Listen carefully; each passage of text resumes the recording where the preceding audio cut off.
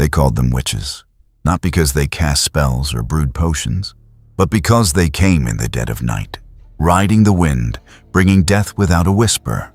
The German soldiers would huddle in their trenches, staring into the black abyss above, listening for engines, but there were none. Only the soft, ghostly whisper of wind passing over wooden wings. And then the bombs fell. This is the story of the 588th Night Bomber Regiment, an all-female Soviet air squadron that the Germans learned to fear. Their weapon of choice was not advanced. It was laughable. A primitive, obsolete biplane made of plywood and canvas, designed as a crop duster. But in their hands, it became a silent angel of death, delivering psychological terror so profound that any German soldier who shot one down was instantly awarded the prestigious Iron Cross. It was June 22, 1941, when Hitler launched Operation Barbarossa, the largest invasion force in the history of warfare. 3 million German soldiers poured across the Soviet border. The Red Air Force was decimated on the ground within hours. The Soviet Union was bleeding, desperate and running out of pilots. But in Moscow, a determined woman named Marina Raskova saw an opportunity. Raskova was already a national hero. The Soviet Amelia Earhart, celebrated for record-breaking long-distance flights. Using her personal influence with Joseph Stalin, she argued for something unprecedented. She wanted to form air combat regiments composed entirely of women. Stalin agreed. Thousands of women volunteered. They were young, mostly university students, factory workers, and teachers between the ages of 17 and 26. They were given uniforms designed for men, oversized boots they stuffed with rags, and they were handed control of a machine that should never have been used in combat. The Polikarpov PO-2. This aircraft was a joke to the Luftwaffe. Designed in 1928 for training and crop dusting, it had an open cockpit, no radio and no parachutes. The airframe was made of wood and fabric. Its top speed was an absurdly slow 94 miles per hour. It could only carry 2 bombs under its wings. In modern dogfighting terms, it was a flying coffin. The Germans called it the Russian fan board and the sewing machine because of its ridiculous rattling engine. But the women of the 588th discovered that these design flaws were actually tactical gifts. The Po-2's maximum speed was actually slower than the stall speed of the standard German Messerschmitt Bf-109 and Focke-Wulf Fu-190 fighters. The German planes could not fly slow enough to engage them without falling out of the sky. But the real secret weapon was the silence. The pilots developed a terrifying signature tactic. As they approached their target under the cover of total darkness, they would cut their engines completely. The rattling stopped. The propeller would still turn slowly, but the only sound was the whisper of air slipping through the struts and fabric. It sounded like a broomstick sweeping through the sky. That sound gave them their legendary name, the Night Witches. The psychological impact on the German soldiers was devastating. Imagine lying in your foxhole at 2 a.m., deep in the Russian winter. The temperature is 40 below zero. Suddenly you hear it, a soft hush, a fluttering whisper above you. You know what follows that sound. You have exactly seconds to react before the darkness erupts. The Germans were so terrorized that they refused to light cigarettes at night, fearing the glow would give away their position. Entire regiments became sleep-deprived, paranoid, and paralyzed. The constant sleep interruption became a weapon as effective as shrapnel. The missions were brutally dangerous. They flew every single night, often running 8 to 18 missions in a single evening. The standard procedure was suicide by modern standards. They had no parachutes. The altitude was so low, just a few hundred feet, that a parachute would be useless anyway. They had no radio communication with the ground or each other. If a searchlight caught them, they were blinded. The aircraft was so flammable that a single tracer bullet could ignite the canvas like a matchstick. They navigated by looking at the stars and the rivers below. If a pilot was hit and burning, there was no bailout option. They burned alive in the cockpit, their screams swallowed by the freezing wind. The ground crews, also entirely female, suffered equal hell. They had to refuel and rearm the planes by hand in the dead of winter, often pumping fuel by mouth because the equipment was broken. They loaded bombs in pitch blackness, using only touch, while the German artillery rained down around them. Two pilots personified the regiment's ferocity. Nadezhda Popova, a tiny, spirited woman who flew 852 missions.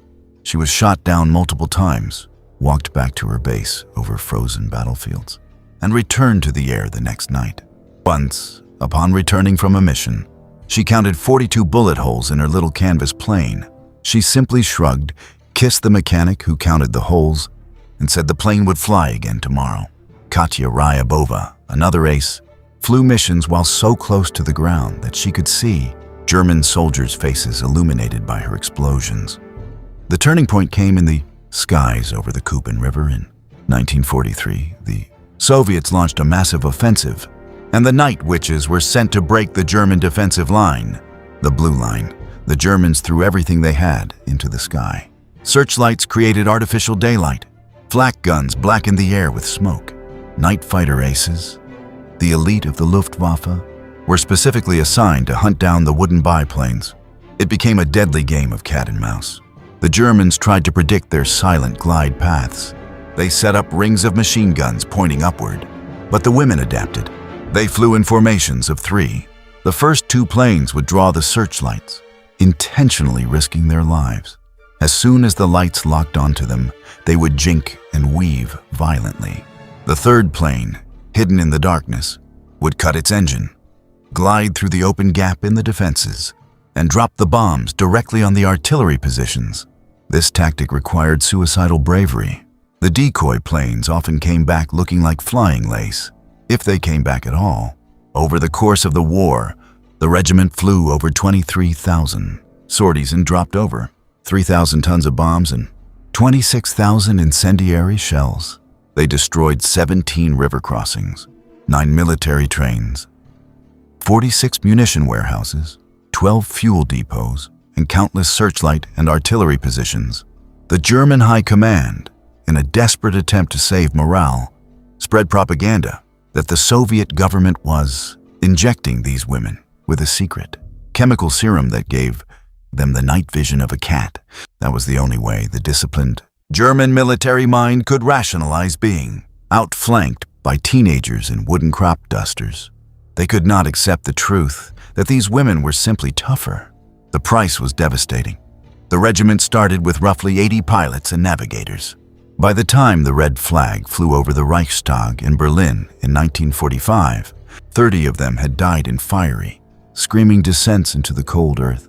The survivors were the most highly decorated women in military aviation history. 23 of them received the title Hero of the Soviet Union. Despite this, they were forgotten by the very men they fought to protect. On May 24, 1945, the Great Victory Parade took place in Moscow. The streets were packed with hundreds of thousands of cheering citizens. The elite male regiments marched in lockstep, polished boots hitting the cobblestones.